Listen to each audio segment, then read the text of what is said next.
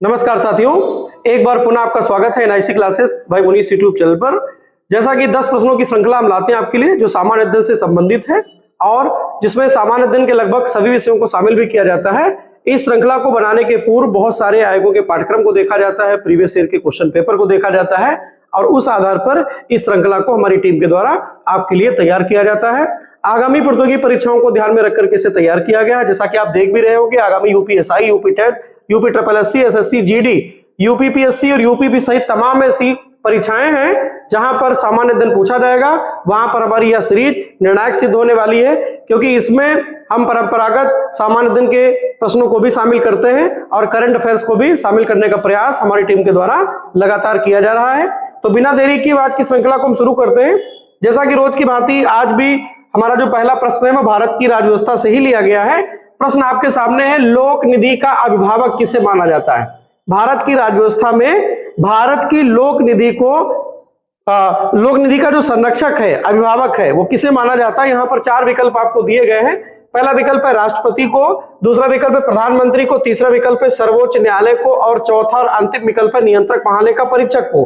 तो हमारे आज के इस पहले प्रश्न का सही जवाब है विकल्प डी। विकल्प डी में दिया हुआ है नियंत्रक महालेखा परीक्षक अर्थात CAG, controller auditor general of India. CAG को भारत की लोक निधि का संरक्षक बताया गया है। अब हम बात करेंगे सीएजी के पद के बारे में। तो नियंत्रक महालेखा परीक्षक का पद कैसा है? तो आप बताएंगे यह एक संवैधानिक पद है। कैसा पद है? तो हमें याद रखना है कि यह संवैधानिक पद है। संवैधानिक पद है। इसका वर्णन कहां पर है? तो संविधान के अनुच्छेद 148 से 151 तक में, अनुच्छेद 148 से 151 तक में इनके पद और इनके दायित्वों का वर्णन किया गया है। यह भी आपको नोट करना है। और नियुक्ति कौन करेगा नियंत्रक महालेखा परीक्षक की? तो नियुक्ति किसके द्वारा की जाएगी? नियुक्ति की जाएगी भारत के राष्ट्रपति के द्वारा। कौन नियुक्त करेगा? तो भारत के राष्ट्रपति नियुक्त करेंगे। कार्यकाल कितना होता है इनका, ये भी जान लें हम लोग। कार्यकाल, तो कार्यकाल इनका होता है 6 वर्ष, पद ग्रहण की तिथि से 6 वर्ष या 65 वर्ष, 6 वर्ष या 65 वर्ष, इन दोनों में जो भी पहले हो, या तो 6 वर्ष या 65 वर्ष। अब हम बात करेंगे कि भारत के प्रथम जो पहले सीएजी थे, भारत के प्रथम या सीएजी या नियंत्रक महालेखा परीक्षक सीएजी कौन थे? तो भारत के पहले सीएजी थे वी नरहरि राव। ये भी नोट करना है। भारत के जो पहले नियंत्रक महालेखा परीक्षक थे वो कौन थे? वी नरहरि राव। अब हम बात करेंगे जो भारत के वर्तमान में नियंत्रक महालेखा परीक्षक है, वर्तमान समय में कौन है? तो याद रखना है भारत के वर्तमान में जो सीएजी हैं के संजय मूर्ति, याद रखिएगा, के संजय मूर्ति भारत के वर्तमान सीएजी हैं और इनका क्रम क्या है? तो याद रखना है 15वां। ठीक है, इनका 15वां क्रम है। और अगर इनके पूर्वाधिकारी पूछ लिए जाए तो 14 नंबर पर गिरीश चंद्र मुर्मू। 14 नंबर पे कौन था? तो इनके जो पूर्वाधिकारी थे या 14वें नंबर के जो सीएजी थे गिरीश चंद्र मुर्मू, याद रखिएगा। और 13 नंबर के जो सीएजी थे वो कौन थे? तो 13वें सीएजी थे राजीव कुमार। ये भी आपको नोट रखना है। अब हम बात करेंगे भारत की लोक निधि का अभिभावक किसे कहा जाता है? तो सही जवाब हो गया नियंत्रक महालेखा परीक्षक या सीएजी। संवैधानिक पद है नियंत्रक महालेखा परीक्षक का, जिसका वर्णन संविधान के अनुच्छेद 148 से 151 तक में वर्णित है। नियुक्ति राष्ट्रपति के द्वारा की जाती है। माफ कीजिएगा। कार्यकाल इनका 6 वर्ष, पद ग्रहण की तिथि से या 65 वर्ष, जो भी पहले हो। प्रथम सीएजी भारत के वी नरहरि राव थे। वर्तमान में के संजय मूर्ति जी भारत के नियंत्रक महालेखा परीक्षक है और इनका क्रम 15वां है। यह भी आपको याद रखना है। 14 नंबर के अर्थात के संजय मूर्ति के पहले या इनके पूर्वाधिकारी कौन थे? तो गिरीश चंद्र मुर्मू। और 13 नंबर के जो सीएजी थे वो थे राजीव कुमार। और 12 नंबर के भी आप नोट कर लीजिएगा, कभी कभी सूची मिलान करने को सवाल आ जाता है तो जो 12वें सीएजी थे, 12वें सीएजी, 12वें सीएजी याद रखिएगा, 12वें सीएजी थे शशिकांत शर्मा, शशिकांत शर्मा, शशिकांत शर्मा। अब आपको यहां पर पहले सीएजी का नाम पता चल गया, वी नरहरि राव थे। वर्तमान में के संजय मूर्ति, जिनका क्रम 15 नंबर का है। संजय के मूर्ति जी के पूर्वाधिकारी 14वें नंबर के सीएजी आपसे अगर पूछे जाते हैं तो गिरीश चंद्र मुर्मू। गिरीश चंद्र मुर्मू जी के अगर पूर्वाधिकारी आपसे पूछे जाते हैं तो उनका क्रम 13वां हो जाएगा, राजीव कुमार। और अगर राजीव कुमार के भी पूर्वाधिकारी आपसे पूछे जाते हैं तो आपका जवाब होगा शशिकांत शर्मा, 12 नंबर के सीएजी थे। तो बहुत बार देखा गया है कि जब भी कोई पदाधिकारी के बारे में पूछा जाता है वर्तमान, तो प्रश्न ऐसा भी बन चुका है कि सूची मिलान करने को दिया जाता है। तो यहाँ पर अंतिम के 15 और 14 और 13 और 12 और सबसे पहले वाले सीएजी के बारे में यहाँ पर आपको बताया गया है। इनको लोक निधि का संरक्षक बताया गया है। अब हम बचे वाले विकल्पों पर भी चर्चा करने का प्रयास करेंगे। यहाँ पर पहले विकल्प में दिया राष्ट्रपति। राष्ट्रपति के बारे में कुछ महत्वपूर्ण तथ्य जान लें। भारत के राष्ट्रपति भारत के प्रथम नागरिक होते हैं और तीनों सेनाओं के सर्वोच्च कमांडर होते हैं, केंद्रीय कार्यपालिका के प्रमुख होते हैं और भारत के राष्ट्रपति को भारत राज्य का प्रमुख भी बताया गया है। भारतीय राज्य व्यवस्था में भारत के राष्ट्रपति को हेड ऑफ स्टेट और प्रधानमंत्री को हेड ऑफ गवर्नमेंट के नाम से भी संबोधित किया जाता है। यह भी आपको नोट करना है। प्रधानमंत्री लोकसभा में बहुमत दल का नेता होता है और प्रधानमंत्री की नियुक्ति भारत के राष्ट्रपति के द्वारा की जाती है। और यह भी याद रखना है, प्रधानमंत्री केंद्रीय मंत्रिपरिषद और राष्ट्रपति के मध्य सेतु का कार्य करता है और सभी मंत्रियों में सबसे वरिष्ठ होता है। और मंत्रिपरिषद के गठन की प्रक्रिया में सबसे पहले राष्ट्रपति के द्वारा प्रधानमंत्री की ही नियुक्ति की जाती है और प्रधानमंत्री सहित केंद्रीय मंत्रिपरिषद के सभी सदस्यों को शपथ राष्ट्रपति के द्वारा दिलाई जाती है। और नवगठित मंत्रिपरिषद में विभागों का बंटवारा प्रधानमंत्री की अपनी स्वविवेकी शक्ति का परिणाम है। यह भी आपको नोट कर लेना है। अब सर्वोच्च न्यायालय, जैसा कि प्रश्न यहां पर आपसे पूछा गया था, भारत की लोक निधि का अभिभावक किसे माना जाता है, तो सही जवाब हो गया विकल्प डी, नियंत्रक महालेखा परीक्षक अर्थात CAG, controller, auditor general of India. अगर प्रश्न को बदल दिया जाए और आपसे पूछ लिया जाए भारत के संविधान का अभिभावक किसे कहा जाता है, भारत के संविधान का संरक्षक किसे बताया गया है, भारत के संविधान की अंतिम रूप से व्याख्या करने का अधिकार किसके पास है, तो आपका जवाब होना चाहिए वहां पर सर्वोच्च न्यायालय। सर्वोच्च न्यायालय को भारत के संविधान का संरक्षक, भारत के संविधान का अभिभावक और भारत के संविधान की व्याख्या करने का अंतिम अधिकार भारत के सर्वोच्च न्यायालय के पास है। अब हम दूसरे प्रश्न पर आते हैं। अगला प्रश्न आपके सामने है जो कि प्राचीन भारत के इतिहास से लिया गया है। हर्षवर्धन के शासन काल में प्रत्येक 5वें वर्ष महामोक्ष परिषद का आयोजन कहां होता था। 4 विकल्प यहां पर दिए गए हैं। पहला विकल्प है कन्नौज में, दूसरा विकल्प है प्रयागराज में, तीसरा विकल्प है वाराणसी में और चौथा और अंतिम विकल्प है पटना में। तो याद रखिएगा, महामोक्ष परिषद का हर्षवर्धन के शासनकाल में प्रति 5वें वर्ष आयोजन किया जाता था। तो सही विकल्प है यहां पर प्रयागराज, सही विकल्प है प्रयागराज। हर्षवर्धन कन्नौज के शासक थे और कन्नौज के पूर्व उनके राजवंश की राजधानी थानेश्वर थी। याद रखिएगा, थानेश्वर कहां पड़ेगा, तो हरियाणा में पड़ेगा। बहुत सारी परीक्षाओं में पूछा गया है कि कन्नौज के पूर्व इनकी राजधानी क्या थी, तो याद रखना है हरियाणा, वर्तमान का राज्य हरियाणा और वहां पर एक स्थान है थानेश्वर। तो थानेश्वर के पश्चात राजधानी इन्होंने कन्नौज को बनाया। और कन्नौज याद रखिएगा, उत्तर प्रदेश विशेष में भी आपको कन्नौज पढ़ाया जाता है। इत्र नगरी के नाम से कन्नौज को जाना जाता है। कन्नौज की बनी इत्र भारत सहित पूरी दुनिया में एक पहचान बनी हुई है और बड़ा व्यापारिक केंद्र भी है इत्र का, ये भी आपको नोट कर लेना है। आगे बढ़ते हैं, तो यहाँ पर जो अन्य विकल्प हमारे दिए हुए उन पर भी हम चर्चा करेंगे। तो कन्नौज इनकी राजधानी थी और इसके पूर्व राजधानी इनकी थी थानेश्वर, हरियाणा में। कन्नौज उत्तर प्रदेश का एक जनपद है। आगे बढ़ते हैं, वाराणसी। वाराणसी भारत का और पूरे विश्व का प्राचीनतम शिक्षा का केंद्र रहा है, जिसको काशी के नाम से भी जानते थे। और 2 नदियों के बीच में स्थित है वरुणा और अस्सी, दोनों नदियों के बीच में स्थित नगर को वाराणसी नाम से संबोधित किया गया, जिसका वर्तमान नाम बनारस भी है और गंगा नदी के किनारे पर स्थित है। यह भी याद रखिएगा। यहाँ पर भारत का सबसे प्रतिष्ठित विश्वविद्यालयों की अगर हम सूची की बात करें तो यहाँ पर BHU बनारस हिंदू यूनिवर्सिटी भी स्थित है, जिसे मदन मोहन मालवीय के द्वारा स्थापित किया गया था वर्ष 1916 में। ये भी याद रखिएगा, वर्ष 1916, बीएचयू के फाउंडर मदन मोहन मालवीय। पटना ये बिहार की राजधानी है और ये भी याद रखिएगा, इसे पूर्व में पाटलिपुत्र के नाम से जानते थे और पूरे भारत का प्रमुख व्यापारिक केंद्र भी रहा है। प्राचीन भारत के इतिहास में भी इस नगर का बहुत योगदान रहा है और राष्ट्रीय डॉल्फिन शोध संस्थान भी यहां पर स्थापित किया गया, भी आपको नोट करना है, पटना। आगे बढ़ते हैं। अगला जो प्रश्न है यहां पर आपसे पूछा गया है, व्यास परियोजना किन राज्यों की संयुक्त परियोजना है?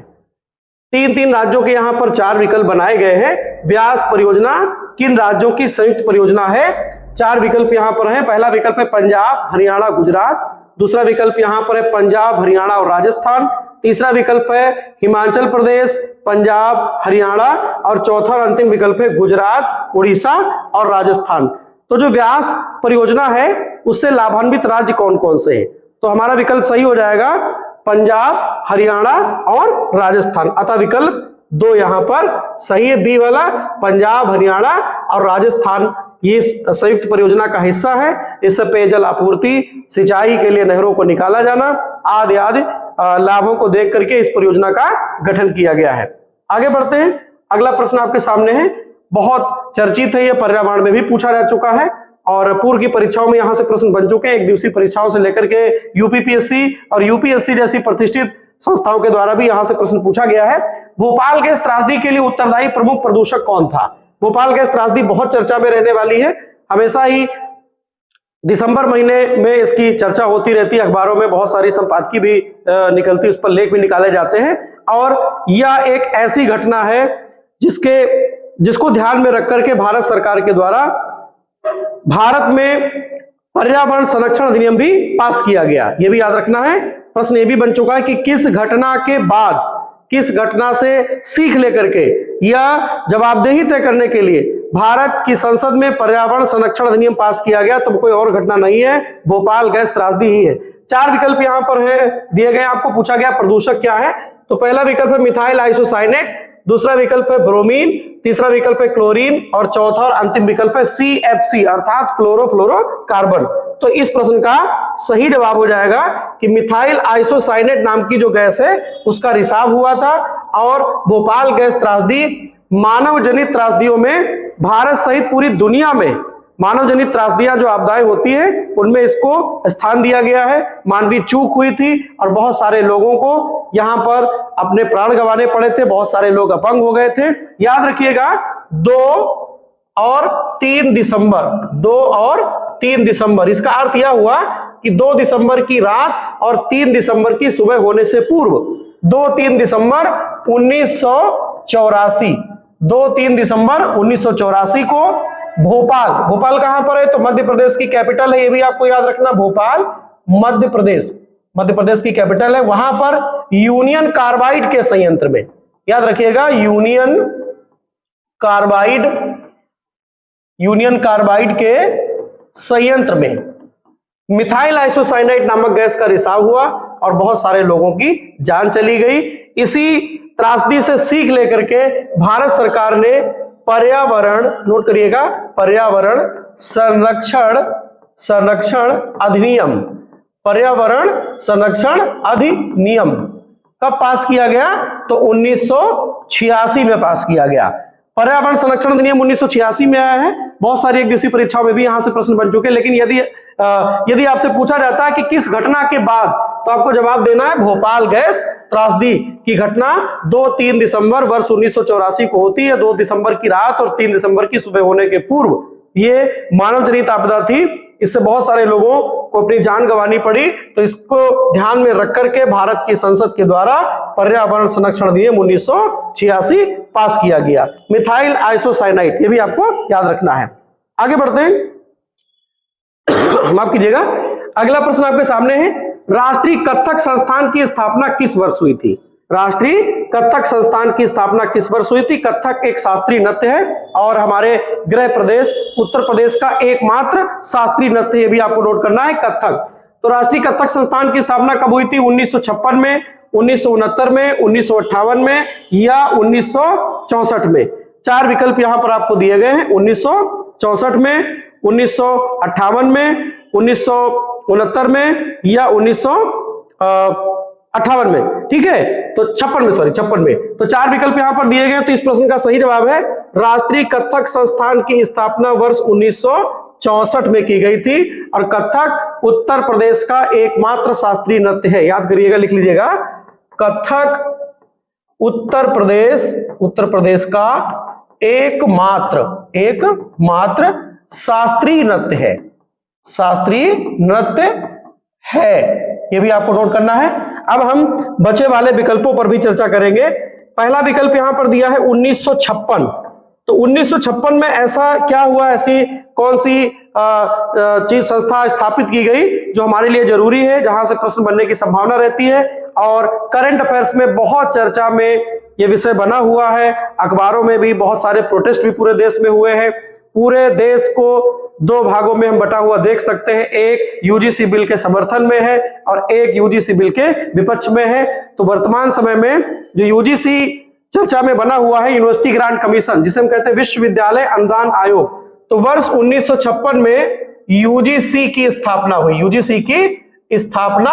हुई है। वर्ष 1956 में विश्वविद्यालय अनुदान आयोग, जो कि बहुत इस समय चर्चा में है, इसको लेकर के एक आया हुआ है यूजीसी एक्ट, जिस पर सर्वोच्च न्यायालय ने निर्णय दिया है, स्टे कर दिया है केस को। आगे सुन करके जो भी होगा उससे हम आप सब अवगत होंगे और चीफ जस्टिस के द्वारा इस मामले पर सुनवाई भी की गई है, संज्ञान भी लिया गया है। अगला विकल्प यहां पर दिया है 1969 में ऐसा क्या है जो हमारे आपके लिए जरूरी है, यदि परीक्षा में पूछा जाए तो वहां पर हम जवाब सही तरीके से दे सकते हैं। तो 1969 में 15 अगस्त की तारीख को इसरो की स्थापना होती है। 1969 में इसरो की स्थापना होती। इसरो क्या है? इंडियन स्पेस रिसर्च ऑर्गेनाइजेशन, भारतीय अंतरिक्ष अनुसंधान संगठन की स्थापना वर्ष 1969 में होती है। और हमारा जो अंतिम विकल्प बचा हुआ है वर्ष 1958। तो 1958 में ऐसा क्या है जो हमारे लिए जरूरी है? तो 1958 में DRDO की स्थापना हुई, डिफेंस रिसर्च डेवलपमेंट ऑर्गेनाइजेशन, रक्षा विकास अनुसंधान संगठन की स्थापना 1958 में हुई है। अब यहां पर एक बार हम प्रश्न पुनः पढ़ेंगे, राष्ट्रीय कथक संस्थान की स्थापना कब हुई है? 4 विकल्प आपको दिए गए थे, 1956, 1969, 1959 और 1964। तो सही विकल्प हो गया 1964। कथक उत्तर प्रदेश का एकमात्र शास्त्रीय नृत्य है। और पहला विकल्प यहां पर है वर्ष 1956।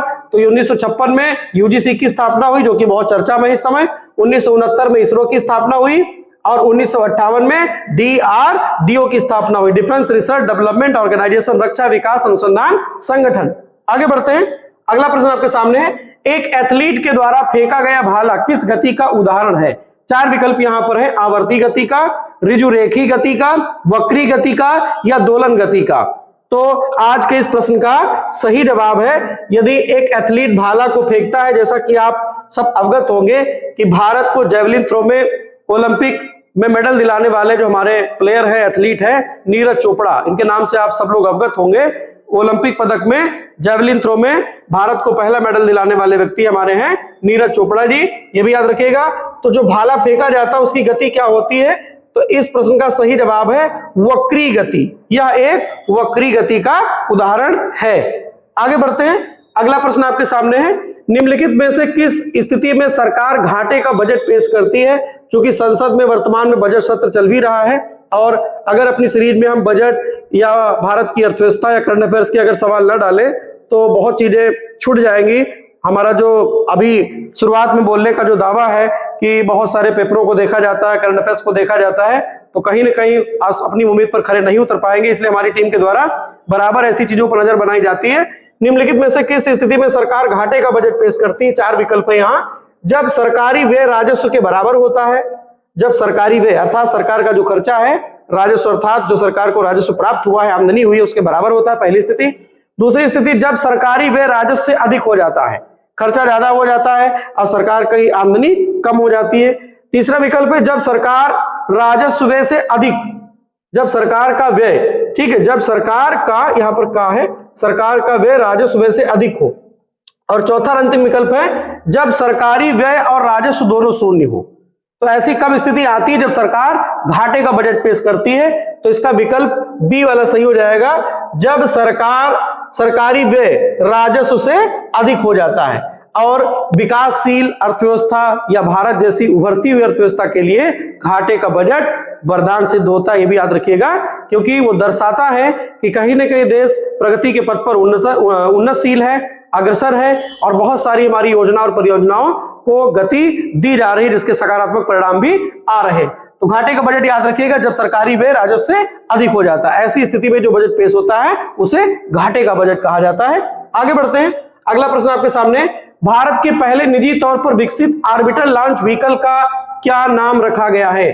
भारत का जो पहला निजी तौर पर विकसित ऑर्बिटल लॉन्च व्हीकल है उसका नाम क्या रखा गया है? यह प्रश्न करंट अफेयर्स में भी आपसे पूछा जा सकता है, विज्ञान प्रौद्योगिकी में भी आपसे यह प्रश्न पूछा जा सकता है। तो जो भारत का पहला लॉन्च व्हीकल है उसको नाम क्या दिया गया आपको बताना है। 4 विकल्प यहां पर दिए गए, पहला आर्यभट्ट, दूसरा है शिव शक्ति, तीसरा है विक्रम 1 और चौथा है कलाम सेट। चौथा है कलाम सेट, याद रखिएगा। तो इस प्रश्न का सही जवाब है कि जो हमारा पहला विकसित निजी तौर पर ऑर्बिटल लॉन्च व्हीकल उसका नाम रखा गया विक्रम 1।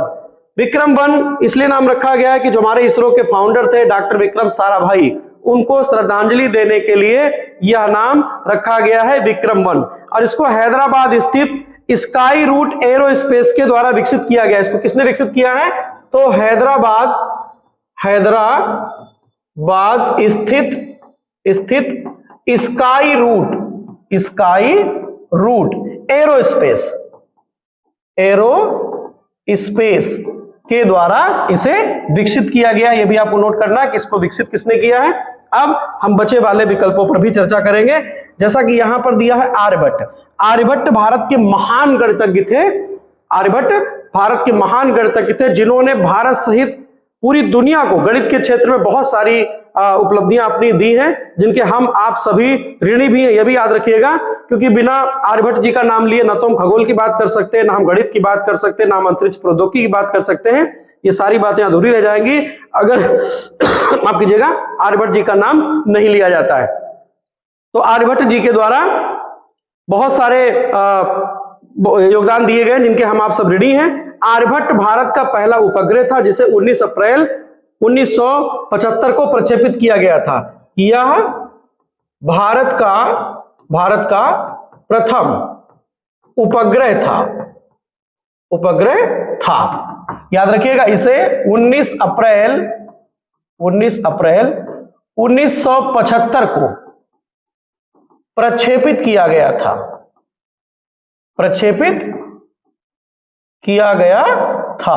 याद रखिएगा, आर्यभट्ट भारत का पहला उपग्रह था जिसे 19 अप्रैल 1975 को प्रक्षेपित किया गया था। अब हम दूसरे विकल्प पर आते हैं। यहां पर लिखा हुआ है शिव शक्ति। शिव शक्ति क्या है? ऐसा क्या है जहां से प्रश्न बनेगा और आप करके आएंगे उसको सही जवाब देंगे। तो शिव शक्ति जो हमारा चंद्रयान 3 था, अब तक भारत के 3 चंद्र मिशन लॉन्च किए जा चुके हैं और भारत के इसरो के द्वारा, भारत सरकार के द्वारा आधिकारिक तौर पर घोषणा भी की जा चुकी है कि आगामी चंद्रयान 4 जो हमारा चंद्रयान 4था मिशन होगा उसे आगामी वर्ष 2028 तक लॉन्च करने की पूरी तैयारी हमारे इसरो के वैज्ञानिक कर रहे हैं। यह भी याद रखिएगा। और भारत के 3 चंद्र मिशन अब तक लॉन्च किए जा चुके हैं। हम यहाँ पर इनके बारे में सूक्ष्म जानकारी आपको देंगे, जहां से परीक्षा में यदि प्रश्न पूछा जाता है, चाहे सूची मिलान वाला सवाल आए या डायरेक्टली क्वेश्चन आपसे पूछ लिया जाए, आप सही उत्तर देके आएंगे वहां पर। तो शिव शक्ति पॉइंट नाम की एक जगह है जहां पर भारत का चंद्रयान 3 जो हमारा तीसरा चंद्रयान था, चंद्रमा के दक्षिणी ध्रुव पर जब चंद्रयान 3 की सॉफ्ट लैंडिंग होती है तो उस स्थान पर हमारा जो लैंडर है उसका नाम रखा गया था विक्रम। तो लैंडर विक्रम जहां पर उतरा था उसको, उस बिंदु को भारत के प्रधानमंत्री ने शिव शक्ति पॉइंट नाम दिया है। यह कहां पर है? तो याद रखना है चंद्रमा के, यह कहां पर है नोट कर लीजिएगा। तो यह चंद्रमा के दक्षिणी ध्रुव पर है, चंद्रमा के साउथ पोल पर। जो मून हमारा है इसके साउथ पोल पर इसकी स्थिति है। लिखे दे रहे यहां पर हम चंद्रमा के दक्षिणी ध्रुव पर चंद्रयान 3 का जो लैंडर था विक्रम, वो वहां पर उसकी सॉफ्ट लैंडिंग होती है और भारत के माननीय प्रधानमंत्री जी ने उस बिंदु को नाम दिया है शिव शक्ति पॉइंट। ये भी याद रखना है, शिव शक्ति पॉइंट। अब हम बात करेंगे चंद्रयान प्रथम की। ठीक है, भारत के द्वारा अब तक 4 चंद्र मिशनों की रूपरेखा तैयार की जा चुकी है, जिनमें कि 3 प्रक्षेपित हो चुके हैं और चौथा आगामी 2028 में प्रक्षेपित किया जाएगा। जैसा कि यहाँ पर हमारा लास्ट का जो विकल्प बचा है, पहले हम इस पर चर्चा कर ले। यहाँ पर दिया कलाम सेट। कलाम सेट पूर्व की परीक्षाओं में यहां से प्रश्न बन चुके हैं। ये एक नैनो सैटेलाइट था और डॉक्टर एपीजे अब्दुल कलाम को श्रद्धांजलि देने के लिए इसका नाम कलाम सेट रखा गया था। ये भी याद रखना है, कलाम सेट। ठीक है, डॉक्टर एपीजे अब्दुल कलाम जो हमारे भारत के राष्ट्रपति भी रहे, जिनको मिसाइल मैन ऑफ इंडिया के नाम से भी जानते हैं, और उन्होंने इसरो, डीआरडीओ सहित नासा में भी अपनी सेवाएं दे रखी हैं। और उन्हीं की बदौलत, उन्हीं की रूपरेखा में, उन्हीं के सुपरविजन में भारत परमाणु शक्ति संपन्न बना। और यह भी कहा जाता है कि भारत को एक परमाणु शक्ति संपन्न देश के रूप में स्थापित करने का पहला सफल प्रयास किया था डॉक्टर होमी जहांगीर भाभा ने।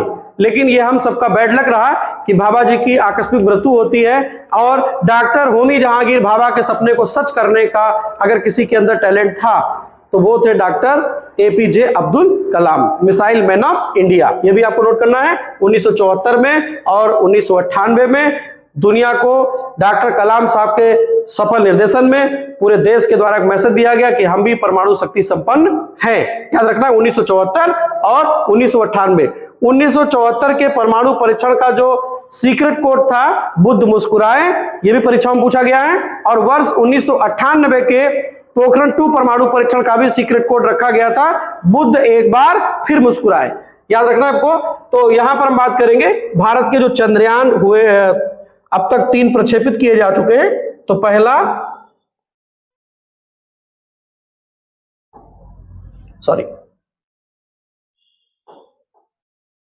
चंद्रयान 1, ये प्रक्षेपित हुआ था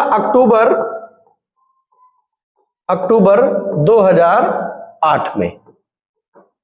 और दूसरा चंद्रयान 2, ये चंद्रयान दूसरा है। भारत का जो दूसरा चंद्र मिशन है वो जुलाई 2019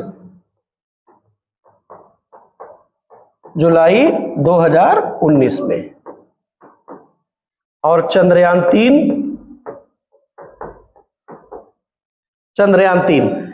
3 का प्रक्षेपण भारत के द्वारा चंद्रयान 3 का प्रक्षेपण भारत के द्वारा 2023 में किया गया। यह भी याद रखिएगा, 2023 में किया गया चंद्रयान 3 का प्रक्षेपण। और चंद्रयान 4 का प्रक्षेपण आगामी वर्ष 2028 में प्रस्तावित है।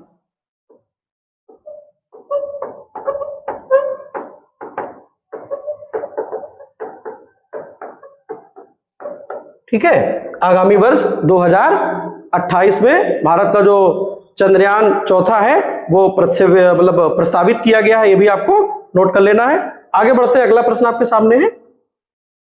भारत का प्रथम पूर्णतः सौर ऊर्जा संचालित चिड़ियाघर कौन सा है? 4 विकल्प यहां पर है, बन्नेरघट्टा, नंदनकानन, अलीपुर चिड़ियाघर और हिमालयन जूलॉजिकल पार्क।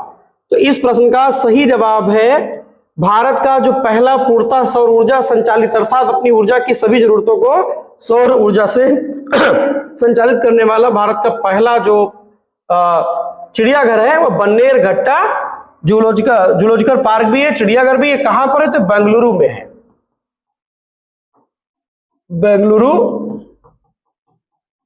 कर्नाटक में है। यह भी आपको नोट करना है। नंदनकानन जो हमारा चिड़ियाघर है वो कहां पर है?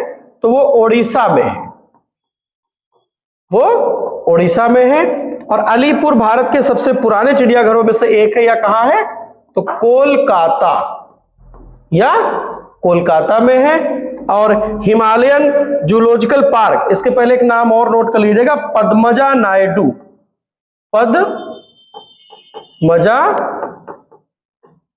नायडू हिमालयन जूलॉजिकल पार्क कहां है? तो दार्जिलिंग में है,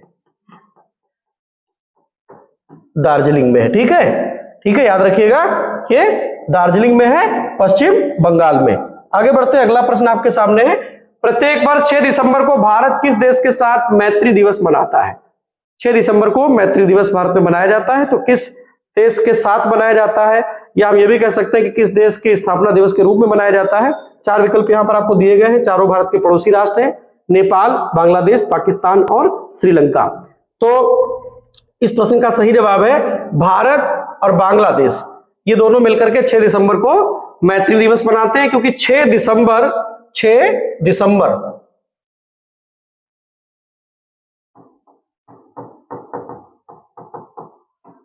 1971 ईस्वी को भारत ने बांग्लादेश की जो स्थापना है, बांग्लादेश मुक्ति मोर्चा के द्वारा उसकी स्थापना की गई थी 16 दिसंबर 1971 को। तो भारत सरकार ने 10 दिन पहले ही अर्थात 6 दिसंबर 1971 को बांग्लादेश को एक राष्ट्र के रूप में मान्यता दे दी थी। इसी उपलक्ष्य में प्रत्येक वर्ष 6 दिसंबर को भारत मैत्री दिवस मनाता है। अब हम बात करेंगे बचे वाले विकल्पों पर। नेपाल, पाकिस्तान और श्रीलंका, इन चारों में अगर कॉमन देखा जाए तो कॉमन ये है कि चारों सार्क के सक्रिय सदस्य हैं, चारों भारत के सीमावर्ती देश हैं, ये भी याद रखिएगा। चारों जो है वो सार्क के सदस्य, सार्क अर्थात दक्षिण एशियाई क्षेत्रीय सहयोग संगठन, उसके चारों सक्रिय सदस्य हैं। और भारत सार्क का सबसे महत्वपूर्ण देश है, क्योंकि भारत सार्क के सभी सदस्य देशों में आबादी, क्षेत्रफल, अर्थव्यवस्था, अंतरिक्ष प्रौद्योगिकी जैसे तमाम क्षेत्रों में आगे रहने वाला है। तो हमारी ये सीरीज आपको कैसी लगी, आप कमेंट के माध्यम से जरूर बताइएगा। धन्यवाद।